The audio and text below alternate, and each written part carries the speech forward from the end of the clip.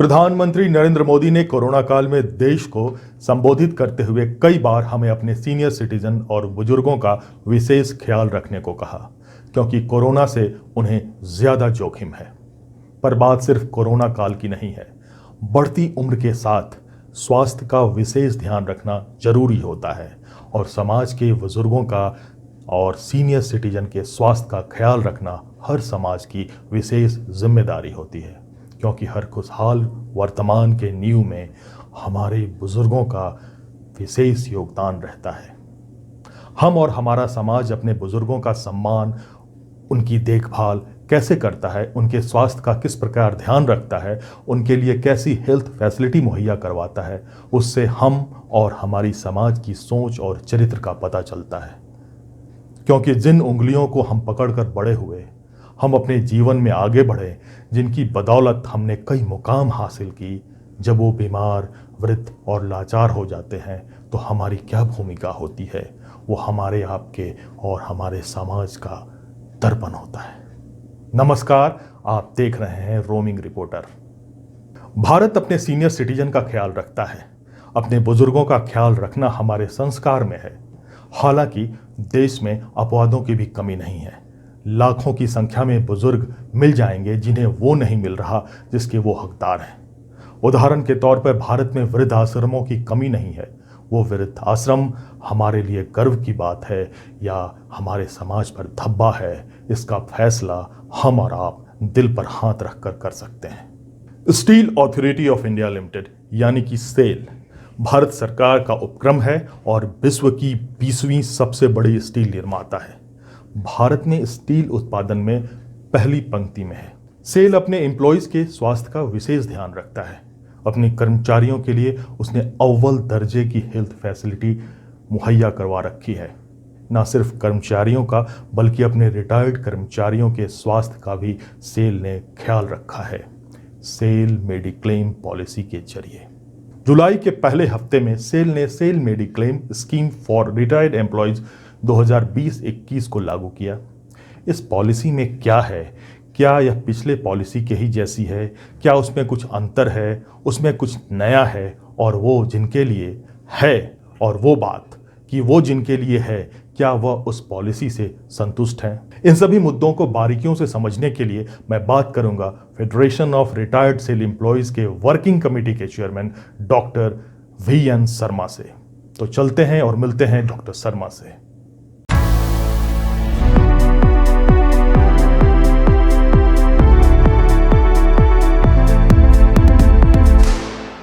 शर्मा साहब, सबसे पहले तो नमस्कार और शुक्रिया कि आपने वक्त दिया।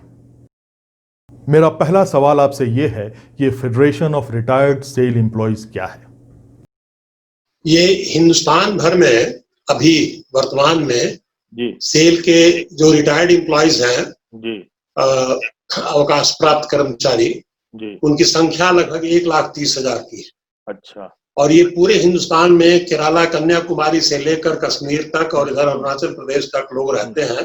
जी ज्यादा कंसंट्रेशन इनका स्टील प्लांटों के आसपास में है, लेकिन बहुत सारे लोग अपने घरों को वापस चले गए हैं, अपने गांव में भी रह रहे हैं, अपने कस्बे में रह रहे हैं। तो उनकी एसोसिएशंस हैं अलग अलग, और उन्होंने मिलकर एसोसिएशंस बनाए हुए हैं। कुछ तो प्लांट के आधार पर है, कुछ यूनिट के आधार पर है, और कुछ शहर और राज्य के आधार पर है। अच्छा केरला एक राज्य है जिसका अपना एक एसोसिएशन है। वहाँ जितने भी सेल के किसी भी प्लांट से बोकारो, भिलाई, दुर्गापुर, रांची, राउरकेला कहीं से भी लौट के जो गए हैं, उन्होंने एक अपना एसोसिएशन बनाया हुआ है, उसका केरला के नाम से जाना जाता है। उसके बाद शहरों में चेन्नई, मुंबई, कलकत्ता, हैदराबाद और NCR दिल्ली, ये लोग मिला जुला करके इन्होंने मुंबई भी शामिल है। तो ये सभी में अपना अपना एसोसिएशन बनाया हुआ है। इसके अलावा जितने प्लांट हैं हमारे, दुर्गापुर, बर्नपुर, बोकारो, राउरकेला, भिलाई, भद्रावती और सैलम, इन प्लांटों में रांची एक यूनिट है, और कलकत्ता में CMO के लोग हैं, बाकी सब जगहों में बटे हुए हैं लोग, दिल्ली में है। तो इन लोगों का एसोसिएशन है। इनको कुल मिला जुला करके सभी ने मिलकर एक फेडरेशन बनाया हुआ। जी। कहने का मतलब है कि आज की तारीख में फेडरेशन में 14 एसोसिएशन है, मेंबर एसोसिएशन है। अच्छा। एक दो एसोसिएशन इन्वाइटी है जो कि या तो रजिस्ट्रेशन नहीं करा पाए हैं या कुछ संवैधानिक चीजें हैं जो कि उन्होंने पूरी नहीं की हैं, तो वो इन्वाइटी के तौर पर आते हैं। सर, तो जो मैं समझ पाया कि सेल के तकरीबन 1,30,000 रिटायर्ड एम्प्लॉयज़ की ये संस्था है जो उनके मुद्दों और हितों की बात करती है। सर, आपने एक पत्र लिखा था सेल चेयरमैन को 12 जुलाई को। उसमें इंश्योरेंस यानी बीमा संबंधित कुछ बातें थी। To be precise, SMSRE SAIL mediclaim scheme for retired employees 2020-21। Sharma साहब, उस पत्र में 9 बातें हैं जिसके लिए आपने सेल को धन्यवाद दिया है, लेकिन एक लंबी लिस्ट है जिससे आप लोग असंतोष व्यक्त कर रहे हैं। आपकी कुछ मांगें थीं जो मानी नहीं गईं, तो मैं उन सभी पॉइंट्स पर आपसे चर्चा करना चाहूँगा। लेकिन पहले मैं ये जान लूँ कि सेल के इस इंश्योरेंस का फ़ायदा किनको किनको मिलता है। ये इंश्योरेंस, मेडिक्लेम इंश्योरेंस जो है सिर्फ इम्प्लॉइज और उनके जो स्पाउस होते हैं उनको ये उन्हीं दो को फायदा मिलता है। इसमें कहीं बच्चे अटैच नहीं होते हैं, फैमिली का कोई और सदस्य जोड़ा नहीं जाता है। ये सिर्फ इम्प्लॉय और उनकी पत्नी, या अगर पत्नी इम्प्लॉय रही है तो उनके पति, उनके लिए ही है ये। सर, जो रिटायर्ड नहीं हैं, जो अभी कार्यरत हैं, उनके लिए क्या सुविधा है? उनकी तो सेल कंपनी अपने खाते से ही सब कुछ देखती है, पूरा मेडिकल, उनका पूरा मेडिकल कराती है अपने हॉस्पिटल्स में, बाहर के हॉस्पिटल में रेफर करके, तो उनकी कोई समस्या नहीं है। और उसमें जो है उनके बच्चे भी इंक्लूडेड हैं और पेरेंट्स भी इंक्लूडेड है। एम्प्लॉइज हैं उनके लिए ये कोई समस्या नहीं है, ये पूरा परिवार का वार्ता है। तो ये जो सुविधा है रिटायर्ड एम्प्लॉयज को कब से मिल रही है? एक्चुअली जब से हिंदुस्तान स्टील बना था, सेल का जो पूर्ववर्ती कंपनी थी उसका नाम था हिंदुस्तान स्टील लिमिटेड, जब से बना था उसके अपॉइंटमेंट ऑर्डर में सभी एम्प्लॉइज को ये दिया जाता था कि आपको रिटायरमेंट के बाद भी आपका मेडिकल हेल्थ केयर कंपनी देखेगी। और ये चीज सेल में भी आया, सेल में भी ये सिलसिला चला। अंत में चिट्ठी पत्री के अलावा अपॉइंटमेंट ऑर्डर जो मिलता था लोगों को, उसके बाद 1978 में एक एग्रीमेंट हुई सेल और यूनियंस के बीच में। यूनियंस का प्रतिनिधित्व करता है NJCS, national joint committee for steel. ये भारत सरकार के द्वारा रिकॉग्नाइज्ड है और सभी यूनियंस के नेता जो है उसमें बैठते हैं। और ये एग्रीमेंट 78 में साइन हुआ था। उस 78 के एग्रीमेंट में लिखा हुआ है कि आपके जो एम्प्लॉइज होंगे और उनके जो स्पाउस होंगे उनका फ्री में सेल पूरा हेल्थ केयर, स्वास्थ्य की केयर वो करेगी। कहने का मतलब था कि पूरा मेडिकल आपका हम लोग देखते रहेंगे, कंपनी देखते रहेगी। ये 1991 तक चला, 90-91 के आसपास ये बात आई कि भाई इसमें मेडिक्लेम इंश्योरेंस करा दिया जाए तो कंपनी की समस्याएं थोड़ी घट जाती है। तो इन्होंने मेडिक्लेम जो करवाया, इंश्योरेंस कराया, वो इंश्योरेंस बहुत कम पैसा लेकर के शुरू हो रहा था और ये किसी के समझ में आया नहीं, क्योंकि रिटायर्ड आदमी वहां नहीं थे। ये जिन लोगों के साथ जो बात हुई वो यूनियन के लोग थे और जो यूनियन के बाहर के लोग थे तो सर्विंग एम्प्लॉइज थे। उन्होंने समझा ही नहीं कि रिटायरमेंट के बाद और क्या दिक्कत हो सकती। लेकिन ये मेडिक्लेम शुरू कर दिया गया बहुत सस्ते दर पे और शुरुआती 10 सालों तक इसमें काफी फ्लक्चुएशन भी होता था। अमाउंट जो प्रीमियम देना पड़ता है एम्प्लॉइज को, उसमें से एक पार्ट इनको दिया गया। ये गलत था, क्योंकि हमारे जब अपॉइंटमेंट ऑर्डर में लिखा है कि हम फ्री करेंगे और आपने NJCS के साथ एग्रीमेंट किया 78 में, तो उसके बाद आपने ये हम पर इम्पोज कर दिया, जो भी है 100 रुपए ही आप ले रहे हैं। लोगों ने नहीं इसको समझा, लेकिन वो उसी समय रिटायरमेंट की शुरुआत हुई थी और ये इंट्रोड्यूस कर दिया गया। और लगभग 2000 के आसपास तक जिसमें फ्लक्चुएशन भी था कि कवरेज जो है वो कभी 80,000 होता था, कभी 1 लाख, 1.25 लाख, 1.5 लाख ऐसे कर। लेकिन 2000 के आसपास आकर के 2 लाख पर हेड हॉस्पिटलाइजेशन के एक्सपेंसेस पर आके ये रुक गया और आज 20 साल से लगभग इसी 2 लाख पर टिका हुआ है। तो पति और पत्नी का 4 लाख मिला के होता है। और एक फैसिलिटीज में यही है कि इसको क्लबिंग कर सकते हैं। अगर पत्नी को जरूरत है तो वो 4 लाख का मेडिकल हो सकता है उनका, 3 लाख का हो जाए, पति का 1 लाख का हो। जरूरत नहीं है तो 0, लेकिन अगर जरूरत पड़ेगी तो इस तरह का प्रावधान उसमें है, ये फायदा है। कहने का मतलब यह हुआ कि 2-2 लाख का प्रोविजन है और क्लबिंग भी हो सकता है। OPD के लिए भी कोई प्रोविजन है क्या? एक्चुअली जब से हिंदुस्तान स्टील बना था, सेल का जो पूर्ववर्ती कंपनी थी उसका नाम था हिंदुस्तान स्टील लिमिटेड, जब से बना था उसके अपॉइंटमेंट ऑर्डर में सभी एम्प्लॉइज को ये दिया जाता था कि आपको रिटायरमेंट के बाद भी आपका मेडिकल हेल्थ केयर कंपनी देखेगी। और ये चीज सेल में भी आया, सेल में भी ये सिलसिला चला। अंत में चिट्ठी पत्री के अलावा अपॉइंटमेंट ऑर्डर जो मिलता था लोगों को, उसके बाद 1978 में एक एग्रीमेंट हुई सेल और यूनियंस के बीच में। यूनियंस का प्रतिनिधित्व करता है NJCS, national joint committee for steel. ये भारत सरकार के द्वारा रिकॉग्नाइज्ड है और सभी यूनियंस के नेता जो हैं उसमें बैठते हैं। और ये एग्रीमेंट 78 में साइन हुआ था। उस 78 के एग्रीमेंट में लिखा हुआ है कि आपके जो एम्प्लॉइज होंगे और उनके जो स्पाउस होंगे उनका फ्री में सेल पूरा हेल्थ केयर, स्वास्थ्य की केयर वो करेगी। कहने का मतलब था कि पूरा मेडिकल आपका हम लोग देखते रहेंगे, कंपनी देखते रहेगी जी। ये 1991 तक चला। 90-91 के आसपास ये बात आई कि भाई इसमें मेडिक्लेम इंश्योरेंस करा दिया जाए तो कंपनी की समस्याएं थोड़ी घट जाती है। तो इन्होंने मेडिक्लेम जो कराया, इंश्योरेंस कराया, वो इंश्योरेंस बहुत कम पैसा लेकर के शुरू हो रहा था और ये किसी के समझ में आया नहीं, क्योंकि रिटायर्ड आदमी वहां नहीं थे। ये जिन लोगों के साथ जो बात हुई वो यूनियन के लोग थे और जो यूनियन के बाहर के लोग थे तो सर्विंग एम्प्लॉइज थे। उन्होंने समझा ही नहीं कि रिटायरमेंट के बाद और क्या दिक्कत हो सकती। लेकिन ये मेडिक्लेम शुरू कर दिया गया बहुत सस्ते दर पे और शुरुआती 10 सालों तक इसमें काफी फ्लक्चुएशन भी होता था। अमाउंट जो प्रीमियम देना पड़ता है एम्प्लॉइज को, उसमें से एक पार्ट इनको दिया गया। ये गलत था, क्योंकि हमारे जब अपॉइंटमेंट ऑर्डर में लिखा है कि हम फ्री करेंगे और आपने एनजेसीएस के साथ एग्रीमेंट किया 78 में, तो उसके बाद आपने ये हम पर इम्पोज कर दिया। जो भी है 100 रुपए ही आप ले रहे हैं। लोगों ने नहीं इसको समझा, लेकिन वो उसी समय रिटायरमेंट की शुरुआत हुई थी और ये इंट्रोड्यूस कर दिया गया। और लगभग 2000 के आसपास तक इसमें फ्लक्चुएशन भी था कि कवरेज जो है वो कभी 80,000 होता था, कभी 1 लाख, 1.25 लाख, 1.5 लाख ऐसे कर। लेकिन 2000 के आसपास आकर के 2 लाख पर हेड हॉस्पिटलाइजेशन के एक्सपेंसेस पर आके ये रुक गया और आज 20 साल से लगभग इसी 2 लाख पर टिका हुआ है। तो पति और पत्नी का 4 लाख मिला के होता है। और एक फैसिलिटीज में यही है कि इसको क्लबिंग कर सकते हैं। अगर पत्नी को जरूरत है तो वो 4 लाख का मेडिकल हो सकता है उनका, 3 लाख का हो जाए, पति का 1 लाख का हो। जरूरत नहीं है तो 0।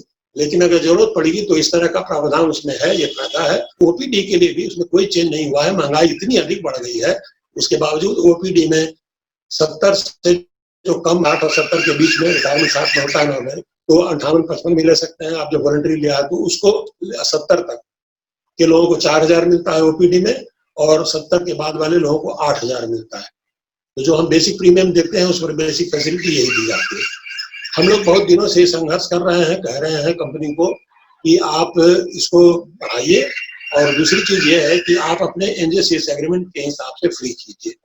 आप अपने हॉस्पिटल्स में और बाकी रिकॉग्नाइज्ड हॉस्पिटल्स जो है, सेल्फ रिकॉग्नाइज्ड हॉस्पिटल जो सर्विंग एम्प्लॉइज के लिए है, रेगुलर एम्प्लॉइज के लिए है, वही वाला फैसिलिटी हमारे लिए भी प्रोवाइड कीजिए। मैं एक बात यहाँ बता देना चाहता हूँ कि सेल महारत्ना कंपनी है, बहुत बड़ी कंपनी है और बहुत काम की कंपनी है। इस देश का विकास इतना नहीं हो पाता अगर सेल नहीं होता। मैं दावे के साथ कह सकता हूँ, क्योंकि जितना लोहा लकड़ आप देख रहे हैं उसमें सबसे अधिक कंट्रीब्यूशन सेल का ही है।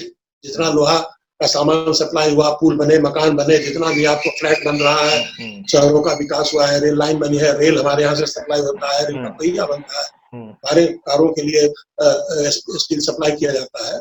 ये सेल नहीं किया। और ये महारत्ना कंपनी जितने भी हैं, इंडियन ऑयल है, ओएनजीसी है, भेल है, ये सब महारत्ना कंपनी जो है अपने एम्प्लॉय से 1 पैसा नहीं लेती है। किसी को 1 शेरडोन खरीदने के लिए भी 1 रुपया नहीं देना पड़ता है। कोई एक एस्प्रीन भी जो है उसको मुफ्त में मिलता है। यही एक कंपनी है महारत्ना कंपनी में से जो कि एक टर्म कंडीशन लगाए हुए है, हमसे प्रीमियम भी लेती है, प्रीमियम को बढ़ाती रहती है और ये गलत चीज है।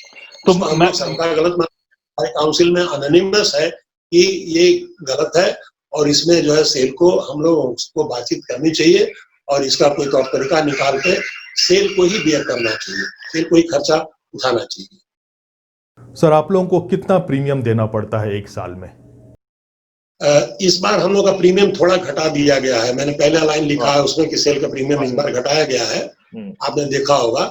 इस बार जो है वो 4800 है जो 70 साल के नीचे हैं 4000 नहीं 4100 है, 100 कुछ है। जी और जो 70 से 80 के बीच में है उनके लिए 29 रुपए है, 2929। और बाकी जो नीचे है उनका कुछ 1500 के आसपास है। इस तरह से है ये 30%, 15% और 10% के हिसाब से हमें देना पड़ा है। जो टोटल इंश्योरेंस कंपनी को सेल पैसा दे रही है उसमें से 30% 60 से 70 के बीच में है, 70 से 80 के जो बीच में है वो 15% दे रहे हैं और 80 से ऊपर वाले जो है वो 10% दे रहे हैं। पति पत्नी का जैसे ही होता है वो डबल हो जाता है। 70 से साल से कम जो है उनको 8200 देना है। जो ये है 60 और 70 और 80 के बीच में उनको 58 देना है और इनको थोड़ा नीचे देना पड़ता है, 28-3000 के आसपास देना पड़ेगा। इतने प्रीमियम देने पर कितने का कवर मिलता है? कवर जो है वो हम लोगों को 4000 और 8000 का ओपीडी में है। जैसे आप डॉक्टर से दिखाइए, दवा खरीद के खाइए, वो उसके लिए है 4000 रुपए एक साल भर का है, एक आदमी का है। उसमें 8000 मिल जाएगा, पति पत्नी दोनों होंगे तो 8000 मिलेगा। और यहाँ पर जो है सो वो 8000 दोनों का कवर होगा तो 16000 हो जाता है। लेकिन ये साल भर का है और इसमें कोई फ्लोटिंग नहीं है, कोई मिलावट नहीं है। पति पत्नी का पैसा बच रहा है तो पति के खाते में चला जाए, वो पति का ऐसा नहीं है। इसमें है कि बिल्कुल अलग अलग है। शर्मा साहब, मैं एक बात जानना चाहूंगा कि पति पत्नी दोनों को साल के दवाइयों के 8000 रुपये मिलते हैं। ये जो राशि है इससे आप लोग संतुष्ट हैं या आपको लगता है कि ये कम है? जैसे जैसे उम्र होती है दवाइयों पर खर्च तो बढ़ता ही जाता है। नहीं, ये संतुष्ट की क्या बात है, ये तो बहुत कम है। और इसमें भी कंपनी की ओर से एक बेईमानी है, मैं बता देना चाहता हूँ इसी स्टेज में। सेल कॉर्पोरेट ऑफिस में जो लोग दवा खाना है वहां से 48,000 रुपए सालाना ले रहे हैं। 48,000 रुपए की दवा उनको मिलती है। बाकी जगहों में ये 4000 और 8000 का फर्क होता है। ये निहायत गलत चीज है और ये बेईमानी है। 8000 तो मिलता है जिनको जो 70 साल से ऊपर है उनको 8000 पर ईयर का है।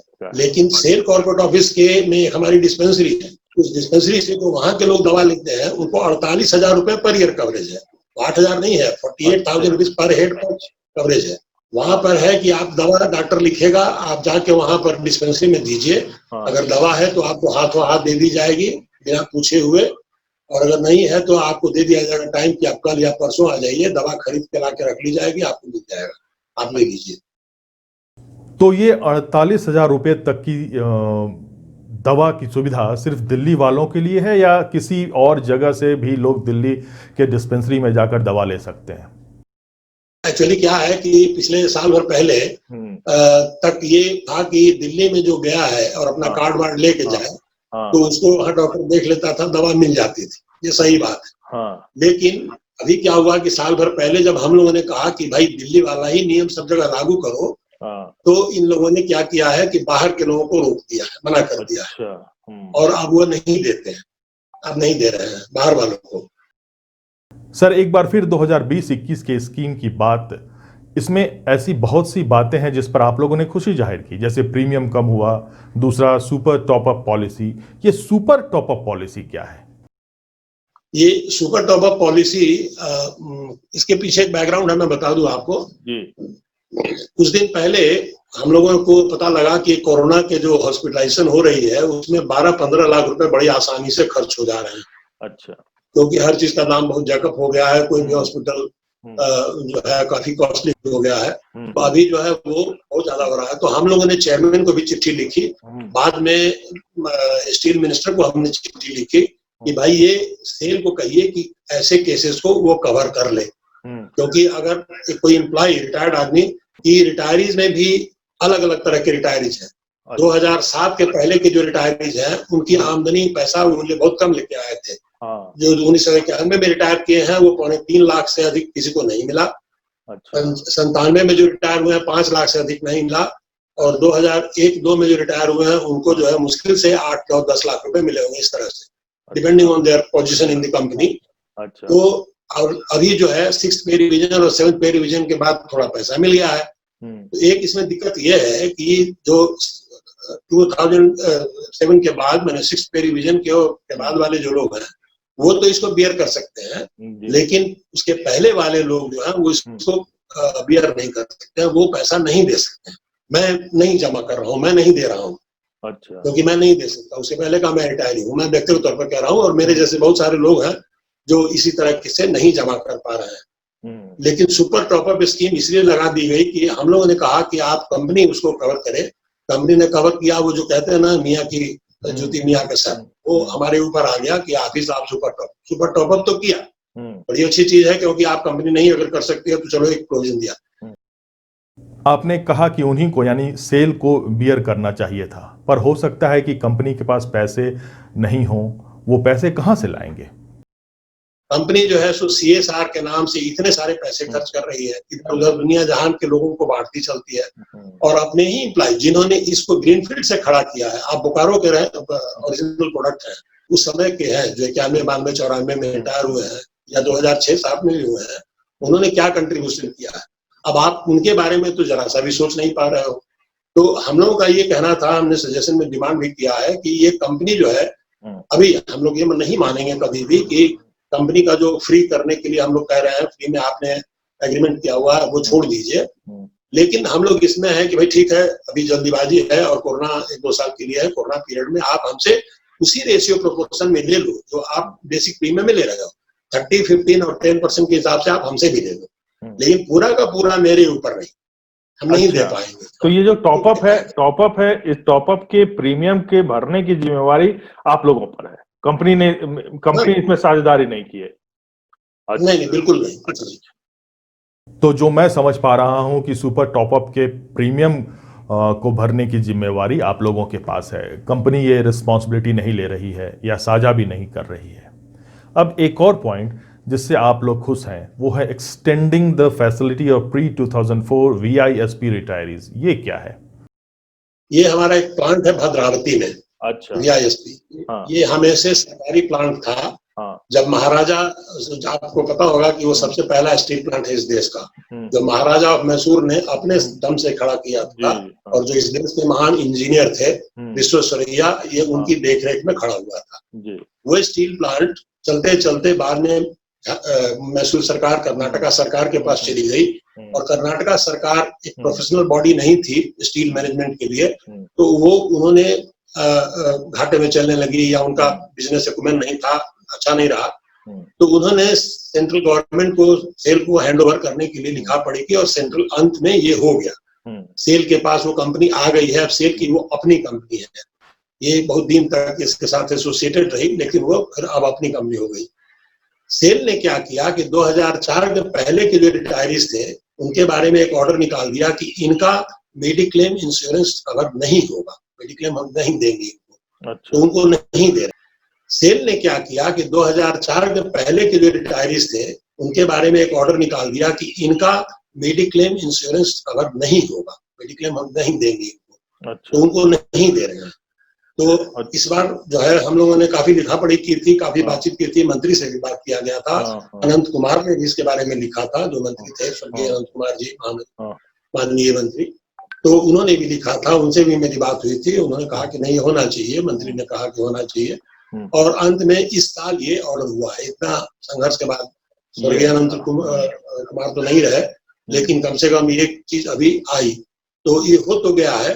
लेकिन इसमें फिर एक झंझट ये पड़ा हुआ है कि कंपनी ने मना किया था इन्हें कि आप मत बनो, तो ये तो फ्रेश केसेज है, अब इनको ये गैप केसेज में डाल रहे हैं, तो गैप केसेज में जो है इनको ज्यादा देना पड़ रहा है, फिर ये नहीं दे पाएंगे, इनको 40,000 के आसपास देना पड़ेगा। अच्छा, साल का? कि उनको, हाँ, दोनों यहाँ बीबी का मिला के 40,000 के आसपास इनका पड़ जा रहा है, जबकि उनको 6,000 7,000 से ज्यादा देने की जरूरत नहीं थी। तो हम लोगों ने लिखा है कि आप इसको रेक्टिफाई कर लो, इसको क्लैरिफाई कर लो, क्योंकि ये चीज गलत हो जाएगी कि कंपनी ने डबल उनसे फायदा उठा रही है। एक तो आपने जो है उनको 18 साल तक कवरेज नहीं दिया, 16 साल तक आपने कवरेज नहीं दिया, और उसके बाद जब दे रहे हैं तो आप उनसे पैसा डबल चार्ज कर रहे हैं, ये ठीक नहीं है। डबल भी क्या है, बहुत ज्यादा है। सर, इसमें और भी पॉइंट्स हैं जिसकी प्रशंसा आप लोगों ने की है, जैसे inclusion of robotic surgery, reimbursement of hernia mess for hernia repair, inclusion of oral chemotherapy इत्यादि। अब एक बात मैं आपसे जानना चाह रहा हूं कि ये जो स्कीम है ये आपकी नज़र में अच्छा है या अधूरा है? पॉलिसी तो हम उसको बहुत अच्छा नहीं कहेंगे, बहुत खराब भी नहीं कहेंगे, बीच बीच में है। अगर इसके में कुछ परिवर्तन कर दिया जाए और दूसरी चीज की इसका ऑपरेशनल जो ये है मेथड है उसको अगर सही कर दिया जाए तो ये स्कीम अच्छी है, लेकिन ऑपरेशन में बहुत डिफिकल्टी हो रही है। अभी तक का हम लोग का अनुभव इसके मामले में बहुत खराब है। इंश्योरेंस कंपनी एक टीपीए के थ्रू ऑपरेट करती है, तो टीपीए है एमडी इंडिया, इनका तो काम कुछ बढ़िया है, लेकिन दिक्कत वहां होती है कि जो एग्रीमेंट साइन हुआ है वो दिल्ली में हुआ है, यूनिट को भी किसी को पता नहीं है, और जब पैसा देने मांगने जाइए, जब बिल जमा करते हैं लोग, तो वहां पर वो दुनिया जहान का कैपिंग दिखा देते हैं, डिले कर देते हैं पेमेंट। महीनों 6 महीने 8 महीने साल भर का बिल अभी चल रहा है, अभी 2018 के बिल क्लियर नहीं हुए। तो ये गलत हो जाता है इसमें, क्योंकि आदमी के पास जब इस हालत में है तो उसके पास इतना पैसा नहीं है कि 3 लाख 4 लाख रुपए हॉस्पिटल में लगा के खर्च करके पैसा दे के बैठा रहे और बिल उसका लटका रहे। ये पेमेंट का जो है प्रोसीजर, जैसे इरडाई का इंस्ट्रक्शन है कि 15 दिन के अंदर आप दे दीजिए, और नहीं देते हैं तो 2% उस पर एडिशनल आपको इंटरेस्ट देना पड़ेगा पेनाल्टी के तौर पर। ये इंश्योरेंस कंपनी के साथ इम्पोज करने का जो पॉलिसी सेल ने लिया है, तो सेल का काम है कि ये कंपनी के थ्रू टीपीए के थ्रू इंश्योरेंस कंपनी के थ्रू इसको इम्पोज कराए कि 15 दिन के अंदर हमें हमारा मिल जाना चाहिए। ये नहीं हो रहा है इस तरह की चीज। दूसरी चीज है कि सर्विसेज के मामले में बता दूं कि रात में कभी भी 12 बजे, आप जानते हैं कि बीमार पड़ना का टाइम नहीं होता है उसका, रात में कभी भी 10 बजे 11 बजे 12 बजे 3 बजे कोई बाथरूम में गिर जाता है, या कोई हार्ट अटैक हो जाता है, या कभी का शुगर कुछ हो गया, अब रात में जो है वहां से इसका कोई ऐसा हमारे यहाँ सेल ने कोई प्रोविजन नहीं किया है कि हम उनको मदद पहुंचा सके। और इंश्योरेंस कंपनी और टीपीए के लोग भी उस समय नहीं अवेलेबल होते हैं, जबकि उसी समय हॉस्पिटल पहुंचता है, उसी समय उसको क्लियरेंस चाहिए टीपीए से, जो थर्ड पार्टी एडमिनिस्ट्रेटर है, उसको उसी समय क्लियरेंस चाहिए कि इसको हॉस्पिटल में कैशलेस हो जाएगा, आप दीजिए, कितने का बिल बना वो बता दीजिए, कितने का एस्टिमेट हुआ वो बता दीजिए, और उतना क्लियर करते हैं। उनके यहाँ डॉक्टर बैठे होने चाहिए थे, लेकिन कभी कभी देखा जा रहा है कि यह ऐसा नहीं हो रहा है। रात में लोग लिखा पढ़ी करते रह जाते हैं, अंत में वो आदमी बाहर ही रह जाता है, या अगर अंदर आता है तो ये लिख करके आता है कि साहब हम आपका पेमेंट कर देंगे। उसके बीच में अगर आ गया कहीं से, टीपीए ने कर दिया तो ठीक है, नहीं अगर टीपीए ने किया तो फिर अरेंजमेंट हो जाता है। 4 लाख 6 लाख 8 लाख रुपए लगा करके वहां पेमेंट करके लोग आते हैं, और फिर उसका बिल पेमेंट नहीं होता है, सालों साल नहीं पेमेंट होता है। तो ये दिक्कत, और इस चीज को देखने के लिए हम लोगों ने एक सुझाव दिया था कि सेल जो है 24 घंटे एक ऑपरेट करे अपना ऑफिस, और ये इम्पोज करे इंश्योरेंस कंपनी पर भी और टीपीए पर भी कि आप भी 24 घंटे हमारे लिंक पर रहो, जैसे ही हमको फोन आएगा हम आपको बात करेंगे। ये काम एक्चुअली इंश्योरेंस सेल नहीं कर रही है, ये हमें करना पड़ता है। हमारे जितने भी प्रेसिडेंट और जनरल सेक्रेटरी है एसोसिएशन के ऑफिस बेयर्स है वो कर रहे हैं। रात में आदमी को कॉल करा, मेरा नंबर एटलीस्ट पूरे हिंदुस्तान में फैला हुआ है, वो कोई भी हमको कॉल कर लेता है, और रात में 12 बजे जाके हम जो भी है जिसे भी बात करना है करते हैं। हॉस्पिटल वाले को भी समझाते हैं कि भैया कल सवेरे कागज आ जाएंगे आपके पास, आप उनका कर दो, इनको अंदर ले जाओ, इलाज शुरू करो। शर्मा साहब, एक पॉइंट और समझना चाहता हूं कि नॉन प्लांट लोकेशन के मामले में भी आप लोग डिससेटिस्फाइड हैं, वो मुद्दा क्या है? नॉन प्लांट लोकेशन है, जैसे कि जितना हमने प्लांट का नाम गिनाया आपको, अभी हम शुरू कर देते हैं फिर से। हमारा वहां जिन प्लांटों में सभी जगह हॉस्पिटल्स हैं, एक बहुत बढ़िया हॉस्पिटल, वेल इक्विप्ड हॉस्पिटल है, दुर्गापुर में है, बरपुर में है, बोकारो में है, राउरकेला में है, भिलाई में है, और भद्रावती में भी है, सलेम में भी है।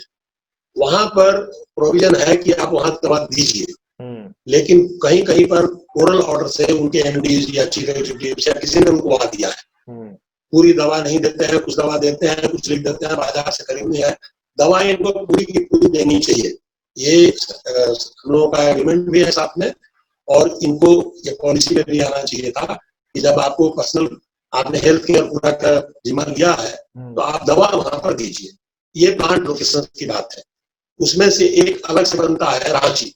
रांची में ऐसे हमको सेल कहती है कि ये हॉस्पिटल जो रांची का है ये मेकॉन रन करती है, मेकॉन का हॉस्पिटल है, लेकिन एक जो एक्ट बना था उसके तहत हम लोग भी उसके बराबर के साझेदार हैं, और हम लोगों को भी फैसिलिटी मिलती है। और सेल कहती है, हमको लिख के देती है कि ये व्यावहारिक रूप में हमारा सेल हॉस्पिटल है, तो सेल हॉस्पिटल में काउंट होता है, जैसे बोकारो का हॉस्पिटल काउंट होता है वैसे ही भी काउंट होता है।